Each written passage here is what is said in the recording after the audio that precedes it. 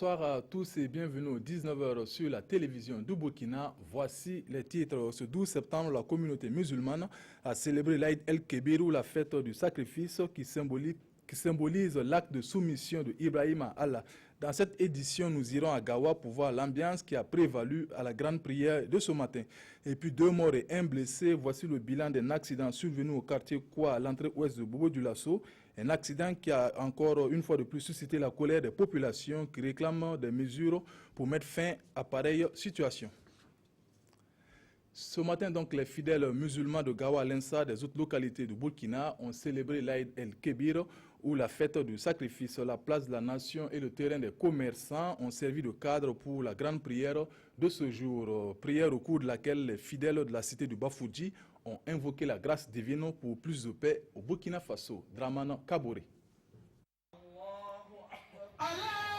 Comme à l'accoutumée, c'est la place de la nation de Gawa et les terrains des commerçants qui ont servi de lieu de culte pour les fidèles musulmans venus des 4 coins de la cité de Bafouji. Cantiques, bénédictions et lecture de quelques passages du Coran ont accompagné les 2 rakats de la prière de l'Aïd el-Kébir. Une prière dont l'acte fort a été le sacrifice du mouton.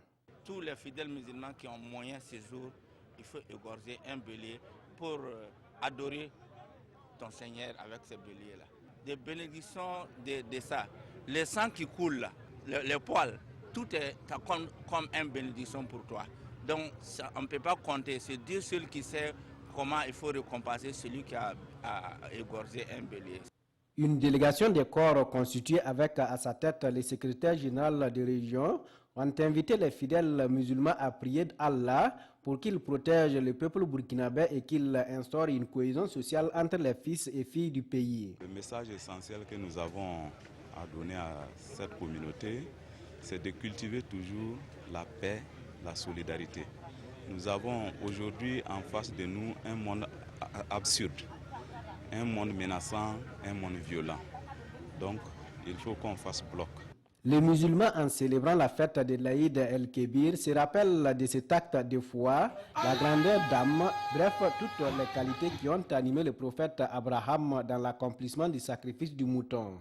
Au-delà de cet acte mémorable du sacrifice du mouton, la fête de Tabaski est un jour de réjouissance au sein de la communauté musulmane et est l'occasion de manifester et cultiver davantage la solidarité entre les différentes communautés. Redonner à Bobo-Dioulasso son lustre d'antan, telle est l'ambition des femmes de cette ville à travers le développement participatif. Elles ont à cet effet lancé ce 11 septembre sous la houlette d'un comité de leaders la première journée citoyenne et nuit culturelle de la femme bobolaise. Hassan Gourabou, Moussa Sanon. Ces femmes s'engagent à contribuer au développement de la ville de Bobo-Dioulasso. Avec à leur tête un comité de leaders, elle initie une activité dénommée Journée citoyenne et culturelle de la femme bobolaise. Une activité dont c'est la cérémonie de lancement ici au CMA de Dafra. Cette journée de citoyenneté est la bienvenue parce qu'elle matérialise l'engagement des femmes à faire de Bobo une ville propre d'abord à travers cette activité de nettoyage des 2 CMA qui sont d'eau et d'Afra. Ça va contribuer à assainir le lieu de travail pour les agents de santé et ensuite aussi protéger les malades contre les piqûres de moustiques. Outre ce combat, cette première journée citoyenne prévoit une opération de don de sang, un reprofilage de routes et une nuit culturelle. Vraiment, je salue à sa juste valeur cette initiative et je voudrais profiter pour encore féliciter tous les organisateurs et l'initiateur qui est l'honorable député Léon Sanon pour cette initiative avec les femmes. Et je dirais que les femmes de Bobo-Dioulasso viennent de nous démontrer qu'elles sont réellement actrices du développement. Pour une première, le comité d'organisation de la journée citoyenne et nuit culturelle de la femme bobolaise s'est dit satisfait. Le comité qui n'entend pas s'arrêter là souhaite que son exemple à soutenir le développement participatif soit suivi aussi par d'autres bonnes volontés.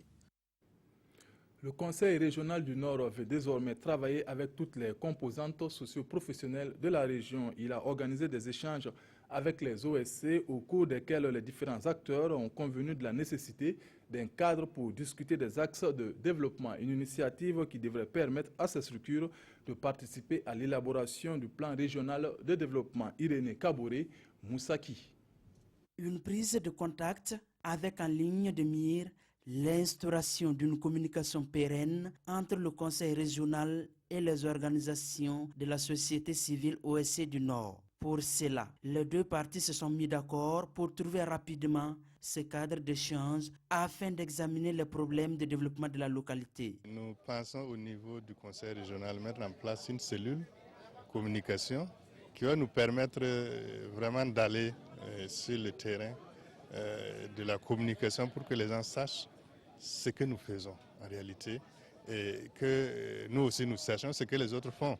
Pour cette prise de contact, les OSC qui regroupent associations et syndicats ont eu droit à des explications sur le fonctionnement et les missions du Conseil régional. Nous attendons à ce que ce Conseil régional travaille avec les organisations de société civile qui représentent cette population afin que le développement tant attendu là soit aujourd'hui. Nous souhaitons que cette démarche continue durant le mandat même du Conseil régional et pour que nous puissions d'abord être impliqués dans l'élaboration des PCD, dans l'exécution et aussi à l'évaluation.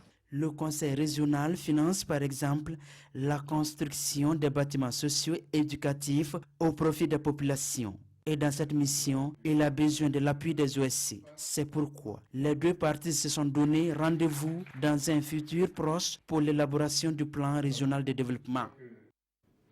Opération de salubrité au marché central et une partie du secteur 5 de Gawa, à l'initiative du conseil municipal. Une action, selon le maire de cette ville, qui vise à donner un autre visage à la commune. Elle devrait s'étendre à l'ensemble des secteurs, d'où il invite aux populations à s'impliquer davantage dans les actions communales. Bernard Kombelem, Jean-Clément Sommet. Il faut réduire les ordures et minimiser les risques d'inondation dans la commune. Pour cela, un seul geste suffit. Fiacre Kambo, maire de la commune de Gawa himself, pioche à la main, assisté des responsables des services déconcentrés de l'État. Nous entendons les jours à venir poursuivre à travers tous les secteurs de la ville de Gawa, tous les points où effectivement on constate que la ville est assez sale. Et nous avons bénéficié du soutien de l'ensemble des populations de la ville de Gawa et même des autres communes pour cette opération. Nous avons eu la contribution gratuite des bennes grâce à l'association des bennes de Gawa. On est en train d'aménager les choses, enlever les ordures. C'est très bien. Bon, c'est pour le bien-être de tout le monde. Ce que le maire a fait, c'est très bien même. Je remercie beaucoup même les commerçants aussi qui travaillent. Gawa la Belle peut être le nouveau nom de baptême de la capitale régionale du Sud-Ouest si les citoyens font davantage preuve de civisme.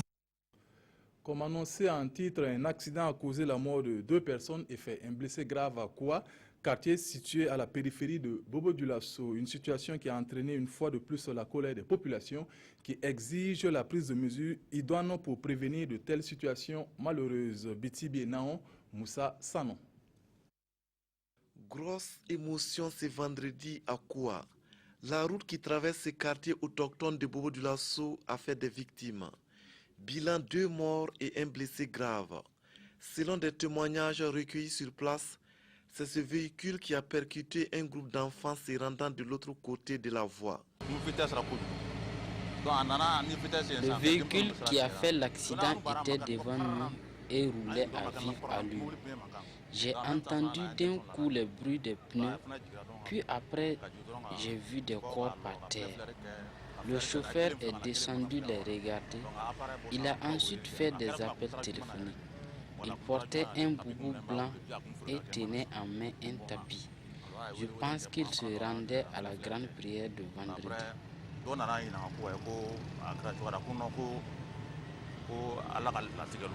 Cet accident n'est pas le premier à Koua. Pour les populations, des solutions doivent être prises pour éviter de pareilles situations, surtout qu'ici la route traverse un village.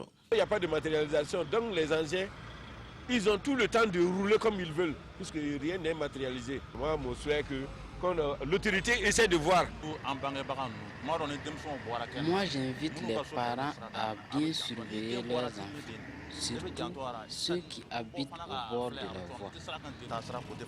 Aussi appelée avenue de l'Union européenne, cette route qui traverse Koua est l'une des plus dangereuses de Bobo-Dioulasso. Selon des sources, les accidents y sont très fréquents. C'est la fin de cette édition. Merci de l'avoir suivi. Bonne fête de l'Aïd El-Kébir à tous. Bonsoir.